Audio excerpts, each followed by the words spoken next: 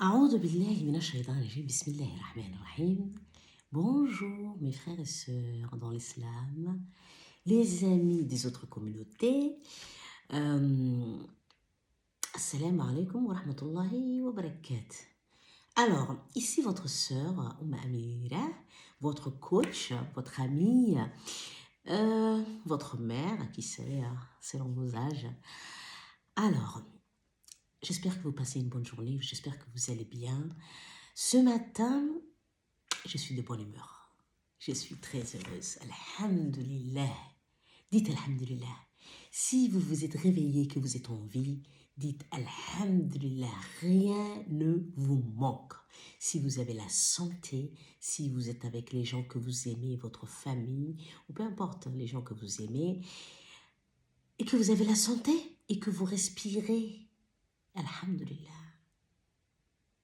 Aujourd'hui même, il y a beaucoup de gens qui sont morts la veille, hier soir, ce matin tôt. Chaque jour, il y a des milliers de personnes qui meurent et chaque jour, il y a des milliers de petits-enfants qui naissent. C'est le cycle de la vie, mes frères et sœurs. Alors, votre sœur, comme d'habitude, vous savez, moi je parle de spiritualité, de religion, de l'islam, de tout ce qui peut nous aider en tant qu'être humain, même les non-musulmans, à améliorer notre vie et à se rapprocher du Seigneur, le Tout-Puissant, le Miséricordieux, le très miséricordieux, Ar-Rahman, Ar-Rahim, Allah, le bon Dieu. Alors, vous savez que je suis coach de vie pour femmes. Alors, je parle beaucoup ici sur cette chaîne YouTube ou sur TikTok, sur mon Instagram. Je vais toujours beaucoup parler de comment aider la femme. Comment venir en aide à la femme. Majoritairement, en fait, je tiens de mon expérience personnelle en tant que femme, en tant que mère, en tant que fille, en tant que sœur, en tant que un être humain qui est né femme, que Dieu a créé. L'âge que j'ai aujourd'hui, bien sûr, je ne le dirai pas, on ne dit pas l'âge, ceux qui savent, savent. En tout cas, pour moi, là-dedans, dans mon cerveau et mon cœur, je suis 25 ans, je resterai 25 ans jusqu'à ma mort. Je crois que c'était hier, je disais à mon époux, mon mari, euh, euh, le jour où mon cerveau dira, ça suffit, tu es fatigué, tu es âgé, tu es arrivé à un certain stade de l'âge. Ce jour-là, j'aurais vieilli. Mais tant que mon cœur et mon cerveau me disent, tu peux, tu es capable, tu es jeune, tu as l'esprit vif et jeune et actif, je serai 25 ans. Et il m'a regardé, il a rigolé, il m'a dit, il m'a répondu, c'était adorable. Il m'a répondu, mais moi je te vois comme une jeune femme de 20 ans. C'est exactement ça que tu es. Ça m'a beaucoup fait rire et c'était adorable. Alors, revenons. Je parlerai souvent de la femme, du bien-être de la femme et en fait, c'est comme ça que j'ai envie de contribuer dans mon existence. Tant que je vivrai, je ferai en sorte en fait d'aider la gente féminine. Et en fait, en voulant aider la gente féminine, c'est comme si je m'aidais moi-même. En fait, les messages que souvent j'adresse, d'abord, je me l'adresse à moi. Je me le rappelle à moi. Je fais en sorte qu'en fait, mon âme comprenne que ma situation femme n'a rien de préjudiciable. C'est parce que la société d'aujourd'hui essaye de nous faire comprendre que la femme a sa place est à la cuisine ou sa place est à faire des enfants ou etc. etc. Mais qu'elle n'a pas beaucoup d'importance. Mais non, en fait, on est tellement important que ce monde n'existerait pas sans la femme. parce que c'est elle qui est la machine qui fait les êtres humains. Et qui dit pas d'être humain, pas de vie. On recommence. Pas d'être humain, pas de vie. Voilà, voilà. Et plus sérieusement, c'est que en fait, je vais faire tout ce qui est dans mon pouvoir, tout ce qui est possible. Je me dis que chaque jour, je lis beaucoup de livres, j'écoute des vidéos, euh, j'ai moi-même des coachs. En fait, je me lève, je vais faire en sorte que j'apprenne. Il n'y a que comme ça que je peux vous aider aussi. Bon. Voilà, voilà. Alors aujourd'hui, on va parler de droits de la femme. Alors, je ne sais pas, mais majoritairement, en fait, on ne sait pas trop. On sait qu'en islam, on a des droits, mais en fait, on ne se rappelle pas très souvent parce qu'on ne cherche pas à comprendre, on ne cherche pas à s'informer. Et ça, c'est une grosse bêtise. Il faut chercher la science. Et en fait, la science islamique, ce n'est pas qu'une religion. L'islam, ce n'est pas qu'une religion. Ce n'est pas que avoir la foi. En fait, Dieu a fait en sorte de mettre en place un guide pour guider les êtres humains dans cette vie jusqu'à revenir vers lui. Et il n'y a que comme ça qu'on peut s'en sortir, on va dire, ne pas perdre trop de plumes au passage. Si on est bien guidé, et qui est les bien guidés, vous savez, si vous m'écoutez, si vous écoutez les rappels des professeurs de sciences islamiques ou des professeurs des cheikhs et des imams, si vous suivez l'actualité des gens de science, vous savez, quand on suit le chemin de Dieu, que Dieu a tracé, parce qu'il a tracé un chemin, qu'on est bien guidé. L'être humain ne peut pas être le guide spirituel des autres humains. Il ne peut qu'être le guide spirituel si lui-même est guidé par Allah, subhanahu wa ta'ala, jalla jalal. Quand on est guidé par Allah, on est le serviteur de Dieu, on sert Dieu. Et à mon humble petite personne que je suis, je considère que je m'occupe des affaires de Dieu, je travaille pour Dieu. Et en fait, avant d'être coach de vie, écoutez bien, avant d'être coach de vie, je me considère que je travaille pour Dieu. Et en fait, j'ai pris cette décision, cette résolution qui est très très importante pour moi. Il y a, je crois, 2 mois, je dirais, maximum. Avant, je pensais qu'en tant que femme, vu qu'on ne peut pas devenir des imams, malgré toutes les bêtises qu'on entend ces derniers temps, il n'y a que les hommes qui peuvent devenir des imams. Mais la femme peut guider les autres humains. En fait, Dieu a donné la capacité, la guidance à la femme. Parce qu'en fait, Dieu considère que l'esprit de l'homme et de la femme sont égaux. Ils sont égaux. Et dans les bienfaits, ils sont égaux. Dans toutes les affaires que Dieu a mis en place, la femme, l'homme et la femme sont égaux. Ils sont égaux. Du coup, une femme, malgré qu'elle ne peut pas devenir un imam, la femme, depuis toujours, depuis le prophète, les premiers qui sont rentrés en islam, c'est des femmes. Le prophète Mohammed alayhi salatu wassalam, quand il a découvert qu'il a été choisi par Dieu pour devenir un prophète de l'islam, la première personne qu'il est allé voir, qui l'a conseillé, qui l'a consolé, c'était son épouse. Son épouse, Khadija. Et en fait, quand il a commencé à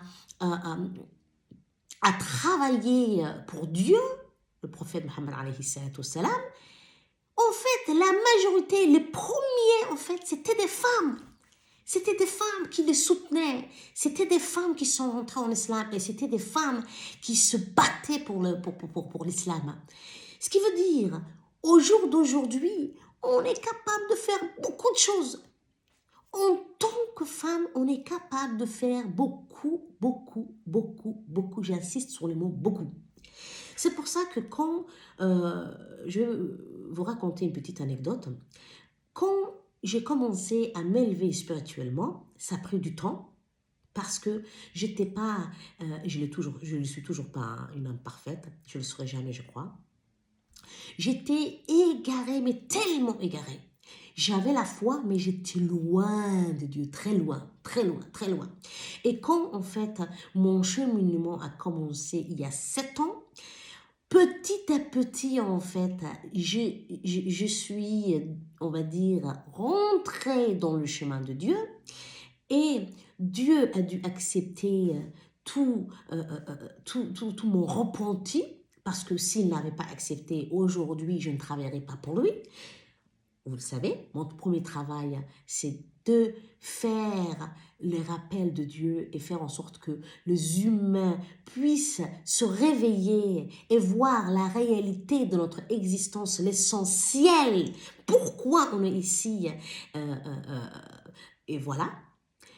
Et en fait, quand je suis arrivée à un stade de ma vie spirituelle et que j'ai commencé vraiment à comprendre les choses importantes de l'âme et ce qu'elle doit faire ici-bas, et que la réalité est que cette vie est une vie de transit et que l'au-delà est la réalité et la vraie vie et qu'on est censé travailler et mériter dans cette vie, je me suis dit, ok, là tu as 2 enfants, et j'ai demandé à Dieu, mon Dieu, je veux que mon fils devienne un grand imam. Et en fait, quand j'ai eu mon fils, je ne m'y attendais pas, c'était une surprise. J'avais ma petite fille que j'avais accouchée à peine 3 mois quand je suis tombée malade et que les médecins m'ont examinée. Ils m'ont dit, mais vous êtes enceinte, madame. Et en fait, c'était une surprise parce que je venais juste, les deux, je les ai eus en césarienne. Et malheureusement, je sortais à peine d'une opération pour mon fils, pour ma fille Amira. Et elle avait à peine 3 mois quand j'ai découvert que j'étais enceinte du petit Salman. Et du coup, tout de suite, je me suis dit, Alhamdulillah, je ne m'attendais pas, mais Alhamdulillah, Dieu m'a donné d'un coup une fille et un fils, et je veux que cet enfant travaille pour le Seigneur. C'est ce qui... Et j'ai dit à mon époux, tout de suite, je lui ai dit, je veux que mon fils devienne un grand imam. D'accord. Il a rigolé, il m'a dit, oui, alhamdulillah, s'il le devient, c'est bien. Il faut que je boive un peu de thé parce que quand on parle beaucoup... Hein.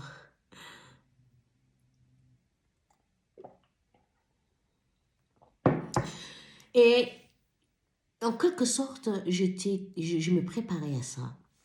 Mais en sachant que je vis en Occident, plus exactement en Suède, ceux qui ne le savent pas, je me disais, ça va prendre du temps, il faut que je... Et je ne sais pas ce qui s'est passé. À un moment donné, j'ai dû me réveiller comme si on m'avait mis une claque. J'ai ressenti comme si, mais pourquoi tu attends ton fils? Ça va prendre 20 ans ou plus pour qu'il travaille pour le Seigneur. Toi-même, tu peux faire le travail. Tu peux commencer le travail. Tu peux faire en sorte de faire le bien autour de toi, de faire des rappels. Utilise ta connaissance d'abord et éduque-toi et aussi apprends la science toi-même. Et quand ton fils il commencera à grandir, tu pourras lui apprendre l'essentiel et le guider Et on sait très bien que les grands hommes d'aujourd'hui, la majorité, c'est des femmes, même des mères célibataires qui les ont élevés, où ils étaient sans père et leur père était décédé, et du coup c'est la mère qui avait fait tout le travail. Il y a même des grands imams du temps du prophète ou des générations juste après, qui étaient élevés par une mère, par seule.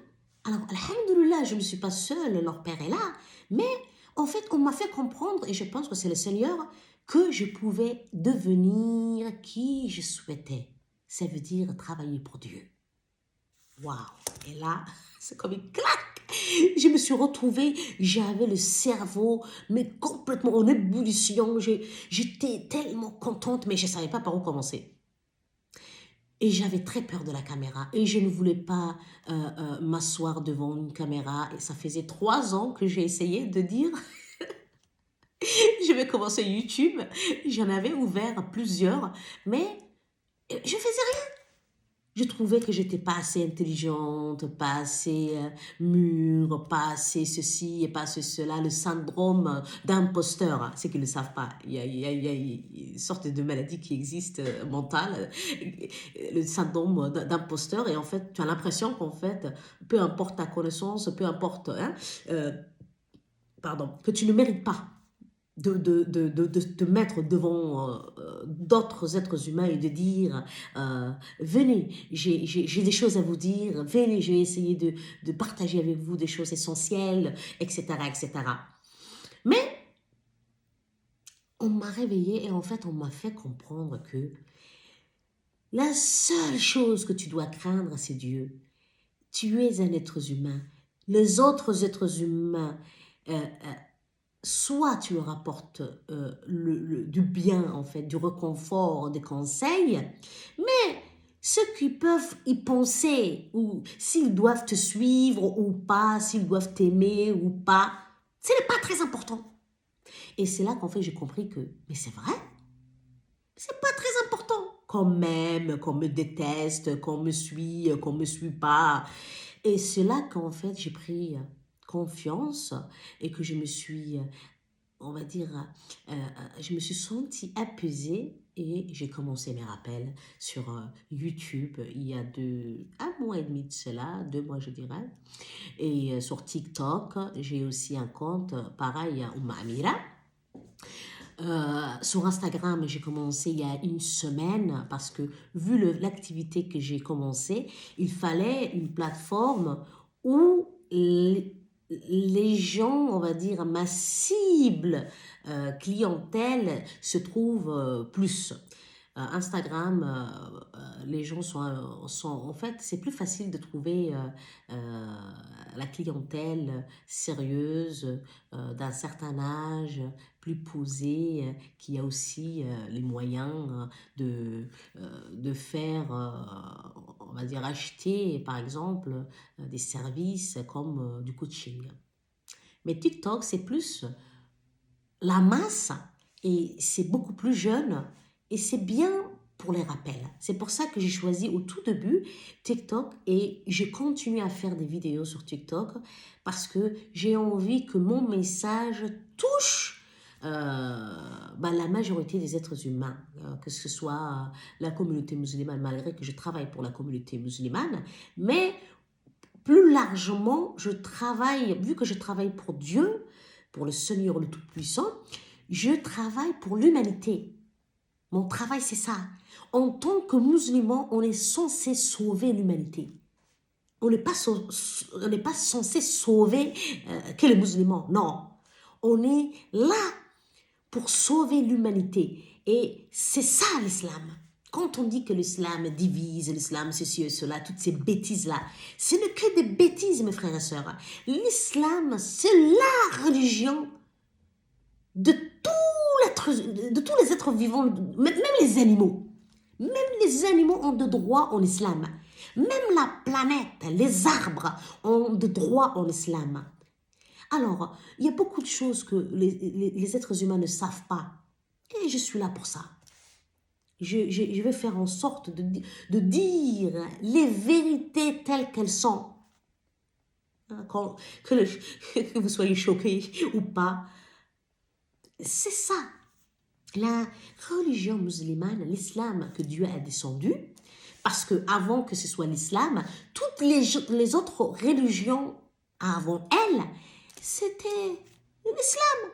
C'est juste Dieu qui a changé au fur et à mesure, en fait, des époques, les règles et les livres.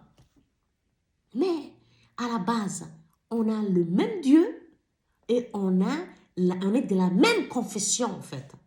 Mais chaque fois qu'il y a une nouvelle génération qui commence et un nouveau livre de sang, Dieu a décidé que tout le monde doit suivre ce nouveau livre.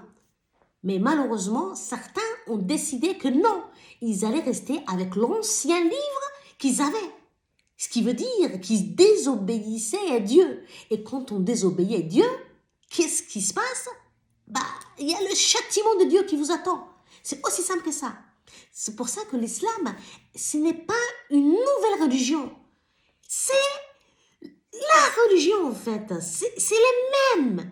C'est juste que une partie des êtres humains ont décidé de dire « Ah non, nous on préfère l'ancien livre, le livre de nos grands-parents, nos arrière-arrière-parents. » Alors voilà. Du coup, si Dieu a décidé de faire descendre un nouveau livre, non, nous on boude, on veut pas.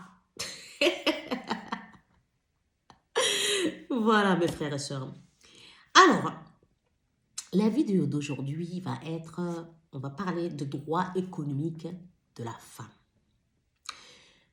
Droit économique de la femme. Alors, qu'est-ce que l'islam dit de la femme? L'islam dit que la femme a des droits. Et elle a le droit de posséder ses biens.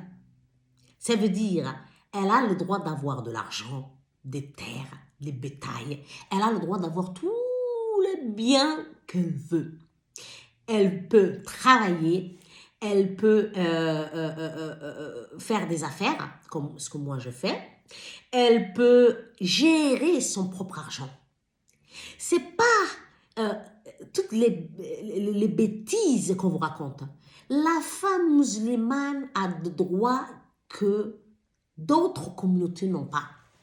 Et en fait, non seulement elle a le droit de travailler, non seulement elle a le droit de posséder tout ce qu'elle veut, mais aussi elle a le droit de gérer son argent comme elle le souhaite. Ça veut dire qu'elle est responsable d'elle-même. Personne ne peut venir lui dire on va décider pour toi. Ça, c'est la première chose. La deuxième chose, contrairement aux normes historiques des autres cultures auparavant, elle n'est pas obligée, la femme musulmane, de dépenser son argent dans son foyer. Est-ce que vous m'avez bien entendu? La femme musulmane, contrairement aux autres cultures, aux autres religions, etc., elle n'est pas obligée en fait de donner de l'argent à son mari. Elle n'est pas obligée de dépenser, même si elle gagne des millions de dollars, de dépenser son propre argent dans son foyer. Elle ne fait que si elle a envie. C'est pour ça que quand on se marie avec une femme musulmane, l'homme est responsable à 100%, pas à 50-50 comme toutes ces bêtises qu'on entend ces derniers temps. L'homme, qu'il gagne 1000 euros ou qu'il gagne 100 000 euros, qu'elle gagne des millions d'euros, en fait, elle n'est pas obligée de l'aider. Il va se démerder avec ses 1000 euros ou avec ses 10 000 euros et elle va garder ses millions et elle va gérer son foyer avec ce que son mari lui donne.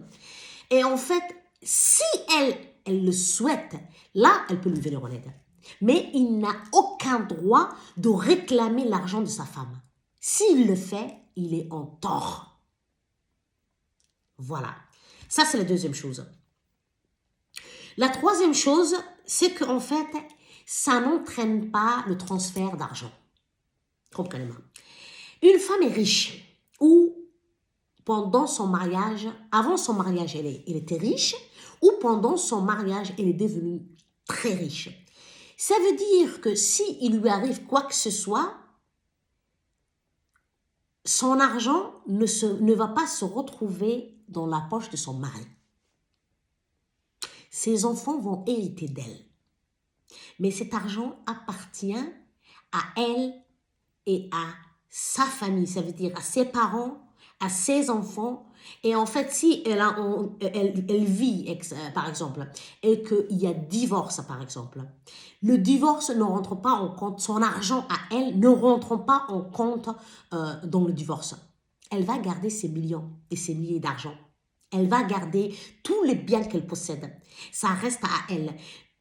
On ne va pas le transférer ou prendre une partie de son patrimoine pour donner à l'homme. Ça ne marche pas. Voilà les droits économiques de la femme. Et c'est très important de savoir exactement quelles sont les règles que Dieu a établies pour nous, que ce soit l'homme ou que ce soit la femme. Mais ici, on traite les sujets de la femme. Voilà, du coup, en tant que femme musulmane, on a beaucoup, on va dire, on est privilégiés. On est très privilégiés, mes sœurs et mes frères dans l'islam. Quand vous avez une femme musulmane, traitez-la bien parce que Dieu a fait en sorte qu'elle soit une reine. Voilà. Alors, mes sœurs, considérez-vous comme Dieu vous a considéré. Vous êtes des reines. Vous êtes tellement important que Dieu a mis des règles en place pour vous protéger, pour protéger vos biens, votre argent, votre santé, vos patrimoines, vos enfants, votre bien-être en fait. C'est ça. Et l'homme est là pour garantir ça.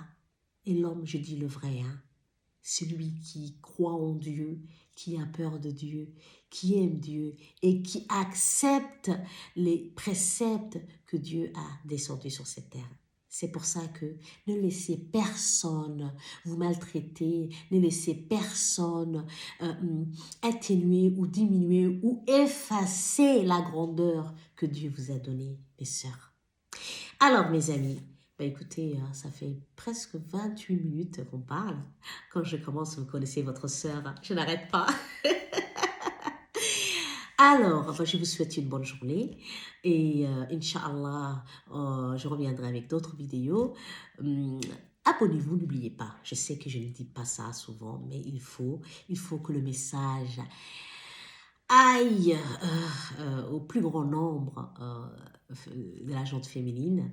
Alors partagez dans vos groupes, partagez, likez, abonnez-vous aussi à cette chaîne pour que la chaîne devienne plus grande, que beaucoup plus de personnes puissent la voir et que ça puisse, le peu de bien qu'on essaie de faire sur cette chaîne atteigne au grand nombre.